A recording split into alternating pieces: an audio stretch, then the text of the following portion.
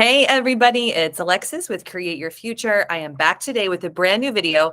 I have a new success story, and today I'm also going to be talking about elaborating on what I talked about in my last video, which is messing with the middle versus living in the end, and how to do both to get exactly what you want. I also have a very new and exciting prop to use today that I've never used, which is exciting. All right, you guys. So before I get started, just a reminder that all of the links for booking one-on-one coaching and one-on-one hypnosis are in the description box below for booking with me, as well as links to all of my courses and my pre-recorded hypnosis audios and my bestseller, which is the Love Spell Hypnosis, are all located in that handy dandy area. And thank you for liking, commenting, sharing, and subscribing. All right, you guys. So I wanted to use this video, and happy Monday, by the way. If you watch this on Monday, let's intend you get the most out of this video, and let's intend you have a great week, and that this really clears up some information just from my experience as a coach and my experience as a conscious creator and a manifester of my reality. Let's see that this helps you clear up any blocks that you have, perceived blocks, and just gives you a new understanding of things. Okay. So I wanted to elaborate in this video, excuse me, about what I talked about in my last video, which is what I hear from a lot of clients and a lot of people when I offer certain perspectives on intentions, or I go through affirmations with someone and I offer a new perspective, and then I hear back, isn't that messing with the middle? Okay. So I actually had a client that watched my video last week and who told me a success story in her session this week since then. So I wanted to share this too. And it was that she was experiencing what a lot of my clients experienced, which was her SP wasn't calling. It was a she, but it can be anyone. The SP wasn't coming over, wasn't making future plans, and wasn't discussing the future, okay? And she had been getting some movement by living in the end and thinking thoughts like, we're in the best relationship ever. He's thinking about marrying me. He wants to move in with me. Let's see, we're in harmony, we're in balance. Like, those were general thoughts that she was thinking. And she was seeing some evidence of that, but he still, again, wasn't doing basic things like calling, texting, FaceTiming. I mean, basic things that are part of most everyday relationships in our physical reality. So I said to her, okay, so what's changed, right? What's happening? Excuse me. She said, okay, so he's been calling more. He's been texting out of the blue. He FaceTimed me since we went through the intentions. And then I watched your video and I really applied focusing on what I want now and thinking thoughts about that. Okay. So if you're like this client and you're not experiencing a lot of movement in terms of phone calls, texts, FaceTimes, or whatever that is for you, right? If you're living in the end fully only, but you're still thinking, but he's not calling, he's not texting, she's not calling, or they're not calling, they're not texting, they're not showing up, they're always late. If there is something that is actually happening in your physical reality, but you're not affirming for it because you're living in the end, then I want to offer the idea of doing both, because in one-on-one coaching, that's what I like to call bookending your manifestation. So you're thinking of thoughts of living in the end, and that you're thinking thoughts of the now as you're generating towards the end. Now, I can hear all of the questions, all of the comments, because of how much information there is about conscious manifesting now on all the various channels. Alexis, is that messing with the middle? Is that messing with my bridge of incidences? I will just tell you guys, I have never had a client in the years that I've been helping people, and on the years that I have consciously created, consciously manifesting, I have never not done these things just because it makes sense to me, and I've seen a lot of proof. So just to go ahead and say that right now, I do not consider this messing with the middle. Just like you watching this, am the creator of my experience. If I am the creator and the writer and the author and the star of my movie, then I can direct things how I want them to go. I can live in the end of my desire. And I can also think thoughts that are along the way so that I am not having to combat other thoughts. And just to keep it simple, you guys, this just works. So if you are also now, what I'm seeing a lot in one-on-one clients who are new now, if you are learning about manifesting, if you've been doing this on your own for a year, if you've been doing this on your own for 2 years, if you think you're doing it right, you're doing all of these things, then I'm wondering if you're hearing a new story about your manifestation that's telling you how to do things a certain way. Remember, you guys, the facts are, and this is spiritual information, right? So I try to dumb it down for all of us, including myself, because it is ethereal information that we're bringing into the physical reality and into the mind. Is that your thoughts create, your thoughts are things, your thoughts transmit out into your reality, your thoughts direct the energy of your hologram what to do. That's it. Okay. So coincidentally, my new prop is this guy or gal or thing. Have you guys ever used these? My husband literally walks around the house because he's really into sports. He's an athlete, and he gets into the knots in his back with this thing, right? So very funny, just side note, is I will walk him out to his car when he asks me to walk him out to his car before he goes to work, and he will have this. The entire time we were first dating, he would talk to me while doing this. We even had my mom over for the first time, and he was doing this. So it's just something that if you have one of these, then you'll get it. I understand it now that I've tried it, but isn't that funny? Like, just to have this as part of your existence. But this happened to be on my kitchen table because we're having our house painted, and I'm sitting out here for sessions and for this video. And so I was like, wow, we can really use this as a manifestation concept. Okay, so it's kind of funny. But let's use this as kind of an idea. Let's think about the nodules as bridge of incidences, and that this is living in the end. This is the now moment. Okay, so let's pretend that in your mind, you're here, right? Physically here, and that you're living in the end of this guy. Let's pretend this is marriage with your SP. Okay. So you're living in the end of being married. You're thinking, I am, let's see, for me, Alexis, my married last name. I love being married to my SP. My SP loves being married to me. We have the best marriage ever. We're always harmonious. We're always in balance. It's so amazing. We are so connected. I feel so loved. I feel so adored in my marriage. Okay. Those are living in the end thoughts.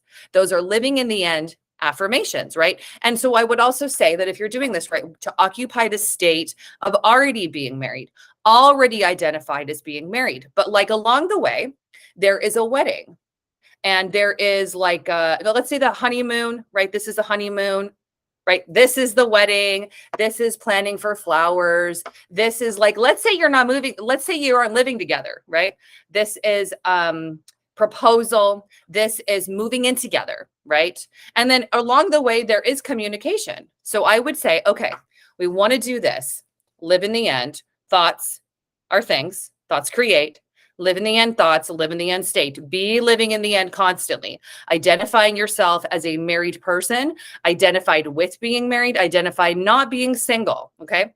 And then along the way, I would say that from here to here, we would be affirming, like I had this client do. They're always calling me. They're always texting me. They're planning our wedding in their own mind, and they're bringing it up to me. They're asking me to move in. They want to be with me even more than I want to be with them. They are dedicating their undying love for me with their words. I'm seeing action, etc. So I want to offer this as a piece of information because this is where a lot of people that I talk to and that I see one-on-one when they're doing manifesting on their own, maybe they've had a lot of coaching, who knows, whatever, but they're just here, right? It's not to say that living in the end won't just work, but I would say you want to do the whole thing, right? Just to cover all your bases. Before I figured this out and that it worked for so many clients and myself, I used to say that it was bookending your manifestation just because that's what I had always done. So I have consciously used manifesting and my thoughts to manifest and create my first business, my first marriage, my now second marriage, the forever marriage, right? My son, us living together, and my new self-concept, right? But it was never just living in the end of some further away place and like not affirming for the now and thinking that the now things would be taken care of by living in the end, because that's like, I feel at this point, it's kind of convoluting what Neville Goddard says in a lot of his books. It's living in the wish fulfilled, living in the end, which I understand. But remember too, that with conscious manifesting, conscious creation, we're not just using Neville Goddard's techniques. Oh my God, I said it out loud. Okay. But Neville Goddard is one person that wrote about the laws of the universe, the laws of the mind. He coined the term law of assumption, which in modern day psychology, that's more in depth, And in hypnotherapy, for sure, we talk about the laws of the mind and the belief systems, which are the same as assumptions. Okay. So Neville really opened our eyes to thought transmission, that thoughts are things and thoughts go out to people. That is his, for me as a coach and as a person, that is my biggest takeaway from all of his work is number one, your self-concept. Everyone is you pushed out, right? Everyone is a reflection of you. And that number two, your thoughts are overheard by people. Like if only we had all learned this when we were 10 or 5 or something. Okay. Which I intend to teach my son. Okay. Just putting that out there right now. But you guys, so listen, this is Neville work, right? But it's also using all the many laws of the universe. It's using the laws of your mind. It's using the basic belief and the idea that your thoughts are things and your thoughts create, and that people overhear your thoughts, that they are you pushed out, and that when you work on yourself and you change your assumptions through new thoughts, that you get a reflection back of that in your physical reality. So I'm just saying this because I can already hear my perceived assumption of some people that watch our videos, which is, well, Neville wouldn't say that, right? Well, I am not a Nevilleite. Neville is one person. I've also studied the holographic universe, the energetic reality, and there's lots of information about there. Again, Neville is so useful for SP work and knowing that your thoughts transmit. But in manifesting for the SP, we're really doing the laws of the universe, the idea that we're living in a perceived energetic simulation, holographic, beautiful, amazing, multi-dimensional reality. Like, mind blow, right? Like you guys know that emoji that has like the head cut off and it goes like this, that one, right? That's how I feel when I really think about how in-depth, how meaningful, how in-depth, and how intricate the work on an SP really is, and like what it really means that we're living in and what it really means is possible for us. Okay. So let's not just think like, oh, I'm going to use the work of Neville Goddard, going to duplicate what he says and get what I want. Let's take an in-depth perspective on creating your reality, that you are the creator of your experience, and that through affirming and deciding and owning and claiming who you are now, what you want to have happen now, while also living in the end. So you see how I move, because I always do this with clients. We're here and we're there, right? So we're thinking thoughts of living in the now. We're thinking thoughts of living in the end. Also doing it all at one time. Please, you guys, try it out. Try it out and see, experiment with a couple of things and see what happens. Like I've done a lot of videos where I've had a lot of people who watched this one video that was from a while ago where I had a guy that lived near me with a parking space. And then I affirmed he would give me an apology, and he gave me a lollipop and said he was so sorry. And then he was always, and then I forgot to say in there that after or in subsequent videos that he was always trying to do things for me around the apartment complex, help me take out the trash, help me lift something, stuff like that. Okay. Which is kind of funny. So I created him in the moment because of what happened, right? I wasn't living in the end of everyone loves me in my apartment. I could do both, but I also specifically sent thoughts for an apology, and then it just catapulted. This also brings to mind a client who I've done videos on previously. She had an SP where they were married, they moved out, or the SP moved out and moved to a different state. And it's coming to mind as a good example because when she began coaching, they were also in seeing a marriage family therapist. So we did intentions that were focused on that the therapy brings them closer together, that the therapist supports her coaching, right? So that's a good example where she was living in the end of them still being married, being reconciled, being better than ever. She's, juicy, wonderful wife 2.0. Right? But she was also affirming for what she wants with the current circumstance, and for the current circumstance to manipulate and maneuver towards her in a way that serves her and that supports the manifestation. And then funnily enough, the therapist began to really take her side, supported her. And then, in following success stories, they got back together. He moved back in. He took responsibility for everything he had done, and they started their marriage over anew, better than ever. So that's just one more example. I could go into an hour-long video of all the clients that have manifested with the current circumstance, current affirmations, and lived in the end, because it's what I've had literally every client do. And I have repeated this in so many one-on-one sessions that I wanted to make a specific video about this, so that I just say it to our whole audience that please just try and do both. Like, what do you what is there to lose here, right? And if you're thinking thoughts that are of the current circumstance, that aren't working for you, and then if you think, oh, I don't want to affirm for communication because that causes me anxiety.